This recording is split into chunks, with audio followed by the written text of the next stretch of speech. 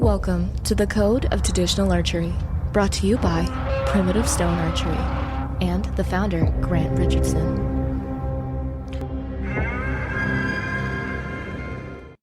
Welcome to the Code of Traditional Archery podcast. I'm Grant Richardson, your host, and welcome to a special episode 18, Walking the Path. Our original intent of this podcast was to bring back traditional archery and bow hunting to an older era where hunting ability met archer, and together, the two formed a bow hunter. A strong resurgence in shooting and hunting with recurves, longbows, and self-bows is being seen, and we intend to fill what we see as a gap in some parts of a process and an art which is less of a product and more of a process of self-discovery and walking the path. This is a special podcast edition of the Code of Traditional Archery, and if you've listened in and are not a bow hunter, but have always been intrigued by taking the next step into this art, or perhaps are an existing archer or compound user, maybe even a crossbow or firearm hunter, and want to take the path of the traditional bow hunter, this episode is for you. If you're already on this path, enjoy. I had not been out myself for deer yet when the phone call came in. I was actually prepping my own kit out back on our range a week into Ontario whitetail season. And in earlier warmer weather, we had a change to several straight nights of frost and autumn was in the air. I checked the incoming call and answered to an excited but worried voice. I got a hit. It was Ryan, a fellow I'd known for a couple of years and a former rifle hunter some years prior. I had just helped that August and September get ready for his first deer season. I got a shot. The arrow reached the deer and it ran. I looked a bit, but I can't find anything. Can you help? Give me 10 minutes, I said. Meet me at your truck off the road allowance, confirming he was where I thought he was sitting. Back out until I get there, I said. Sounds good, he replied. I grabbed my tracking pack, checked it over for flagging tape, some fresh headlamp batteries, and I was off. I knew the location. He confirmed it to me. I had just spent the summer helping him get ready to hunt deer. It had taken around 6 weeks of dedicated commitment on his part to get to that point. And we'd hit it off earlier on at a local fishing spot where we were both trying to figure out which fly to use for the finicky brook trout that inhabited that lake. And the topic of hunting had come up, specifically with traditional bows. He was interested in the fact I hunted with a recurve, and after some chats about the options he had open for him, he decided to jump in. He had hunted years earlier with a rifle, but wanted something different. He shot a couple compounds as well, but they just did not appeal to him the way the lines and beauty of the wood did on traditional bows. Initially, he was not confident he could actually hunt game with a stick bow, and that's where this Lessons Learned Special Edition podcast begins. He showed up on a Saturday morning sometime later on our farm and was thrilled to tell me he'd just bought a bow. And hauling a gray case out of his truck, he remarked, "What do you think?" He drew a well-known custom and very expensive takedown recurve from the case and laid it out across the back of his pickup. We chatted, and I asked him if he had shot the bow much. He said not much. In fact, he just picked it up a few days prior from an online sale. We chatted and walked back to where I had several targets set up, and after a few arrows off the bow, he asked me what was wrong with his shooting. Now, he'd been hunting prior deer with a rifle years back, but not a traditional bow, and I felt that instead of telling him what I was sure the issue was, I would let him sort that out himself, kinetically and kinesthetically. And I went inside to our shop and walked back out with an older model Damon Hout Hunter recurve with a draw weight of around 40 pounds. He picked up the bow, looked over the recurve, and I asked him to shoot a few arrows. After almost a dozen shots at the various 3D targets I had set up from around 15 yards, he turned and said, Okay, I get it. Too heavy, I nodded back at him, and I pointed to the custom bow sitting on the rack outside. But you already know that, don't you? I lent him the hunter for a month to get used to setting in a good repeatable structure without the strain of the heavier bow. And I gave him a series of very hunt-ready specific drills to do daily. And the next time I saw him a week later, he was shooting very well with the Bubinga striped Howitt Hunter. He ordered a second set of limbs for his 60-pound custom bow, and by the end of August, he was shooting the new 45-pound limbs off his recurve very well. The custom was simply too far heavy for him to start out with, and he has still not, to this day, used the limbs he got originally with that bow. Still, at the end of all that, and his accuracy improved, he said, I'm sure. Are you sure this will take a deer? Holding the bow up and eyeing it with some skepticism. We went over the basics again of the setup, shot methodology, and drills for actually hunting situations, and covered off some hunting arrow tuning tips, and ended each session shooting either one arrow at a time drills or roving in the backfield, shooting at changing targets and varying distances. I explained it was not the bow, it was the input that he gave the bow that mattered more. And in that regard, he must have absolute confidence in shooting that bow before he could hunt big game with it. Within around 30 days, he was shooting much better, and in particular, good enough out to 15 yards to hunt effectively. We spent a lot of time scouting an area for him, and in the end, he chose a good setup for a tree stand on a convergence trail that led from a cornfield into the stand he'd chosen some 50 yards away between a bedding area.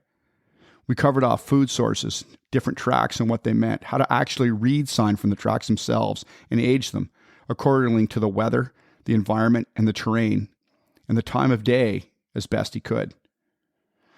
I saw him leaning against his truck as I rolled up. He was grinning, but looked worried at the same time, and he relayed at what had gone down. He had seen several deer entering the cut cornfield as he drove by to hunt his stand, and he'd been coming in as quiet as possible, but today he'd been late from work and was rushing.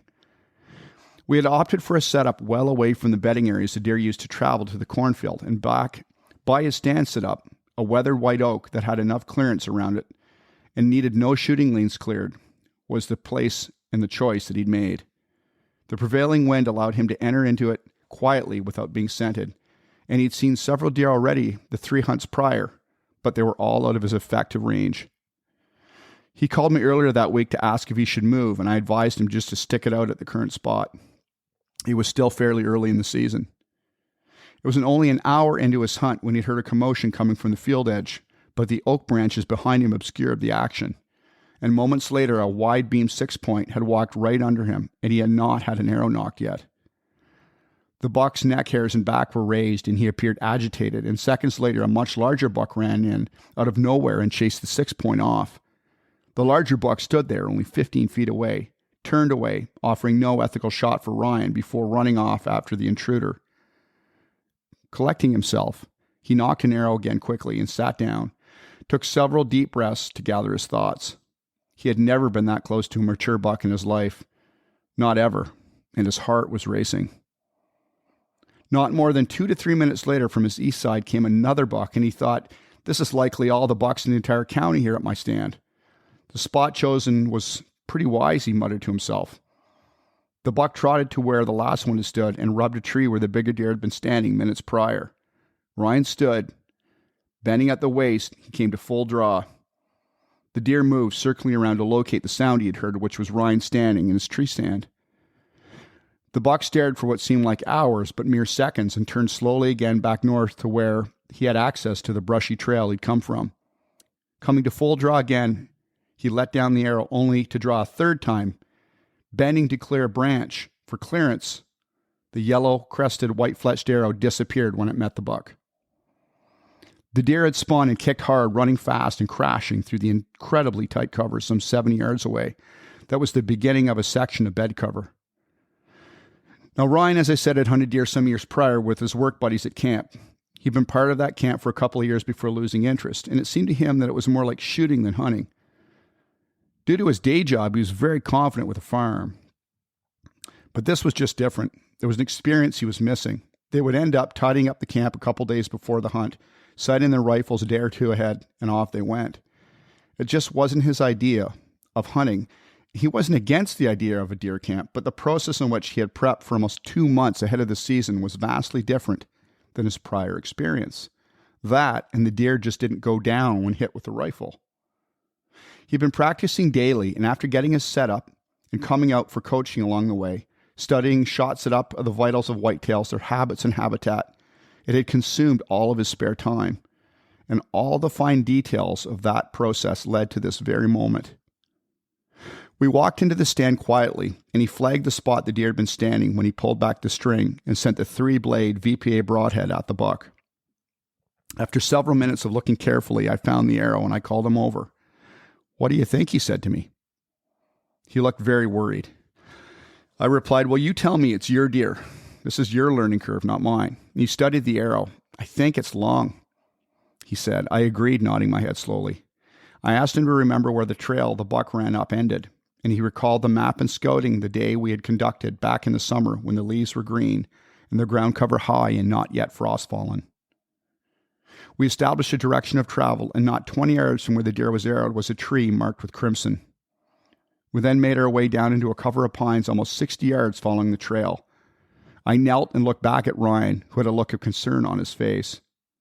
We had flagged several spots along the path, and the sun had begun to set, and through the trees we could see the cut cornfield some 100 meters away, as a large flock of greater Canada geese pitched into the cut corn rows, honking in their glory and good fortune at the remnant waste grain left behind by the picker. I saw the deer first, its broad back and tail lying still, highlighted by the sun and a small hawthorn apple tree it had laid down under. "Ryan," I nodded and pointed. "Go get your deer." He stepped forward carefully, nocking an arrow, and once convinced, he waved me over to him after he spent several quiet moments alone thanking the deer, connecting with what had just happened on his own. He looked at me, then the deer, then his bow. "I cannot believe I did that with that little bow," he remarked. "I cannot believe it." We began to process the deer, and when we had it loaded into his pickup truck, he said again, "I can't believe it. I did it. Thanks," he remarked. "I was your guide, dude," I replied. "You put the work in." Darkness fell, and we headed out of the wood trail. That was Ryan's traditional bow hunting origin story, and he's made many more since that time. And over the years, the amount of pride he's taken into the process resonates still. It is one that can be yours as well. We are excited to announce our new project, the Traditional Bowhunting app, and our exclusive 6-week Traditional Bowhunting Hunt Ready Bootcamp to accompany the launch. This is available exclusively only to our podcast listeners for the next 24-hour time period before we open it up on our other social platforms. And we only have 10 spots for this bootcamp. This app will be accessible on its beta platform to only the select 10 founding members who are part of the Hunt Ready Bootcamp. It will be made available on other app platforms such as Apple Store and Google Play upon completion of the beta version. The 10 founding members will be part of a 6-week Traditional Bowhunting Hunt Ready Bootcamp, which will include daily videos, weekly coach calls to personalize your plan, and take you from where you're at just getting started to being functional to traditional bowhunting. Our objective at the end of the 6 weeks is that we'll have you in your first setup with your bow and hunt ready. It will give you next level access to training on our traditional bowhunting community right from your phone, no matter where you are, at the cottage, the backyard, the back 40, the office, or home in your living room. You will have direct access to one-on-one training, including the Hunt Ready membership for a month for free. This app will clarify and bring clarity to a direct approach to solving problems you may be having getting into traditional bowhunting, from buying your first bow to setups and shooting tips through daily and weekly updates. You will have access to a unique shooting method to maximize your results and learn from a third-generation traditional bow hunter, myself, turning decades into days and cutting through the confusion to develop your own path in your own way and holding you accountable in those 6 weeks along the way. This includes all of our traditional bowhunting content, community and private coaching program weekly, and coaching table recorded in a library, and access to all of our online courses. And any new courses, such as our new hunt accuracy and target panic mitigation courses, coming soon. As the first people to go through our app, we will customize your experience, and we will be getting your feedback as part of the launch for the first traditional bowhunting app that allows for direct access in the palm of your hand, much like an online fitness app, to personalize the experience. This is for people who have never hunted before, or people who have always wanted to get started off with traditional bow hunting and just don't know where to begin. This is someone perhaps who doesn't even own a bow, or is transitioning from a compound or a crossbow to a traditional bow. To apply, you need to hit the link in the comments below and fill out the application form. I will be personally talking one-on-one with each of the 10 selected founding members of this amazing opportunity to lay the foundation for your success, walking the path of traditional bow hunting and the ethical predator. Look for our new podcast, The Ethical Predator, coming to Amazon and Audible, or wherever you find your content. Thanks for joining us. We appreciate all the positive feedback we've been getting from folks all over the world. This confirms for us the intent we have on our platform message based on the 3 pillars of the code of traditional archery: weapons proficiency with the stick bow, ethics to guide us on our collective journey, and conservation and stewardship in order to protect the wildlife, woods, fields, and waterways we hunt, as our themes are resonating. If you haven't already, be sure to check out Compton Traditional Bowhunters, a great organization that ensures the traditions of bow hunting with the stick and string are alive and well not only now, but for generations to come. Thanks for listening in. We encourage you to immerse yourself in the art of the stick bow, shoot straight, become the ethical predator, and walk with us.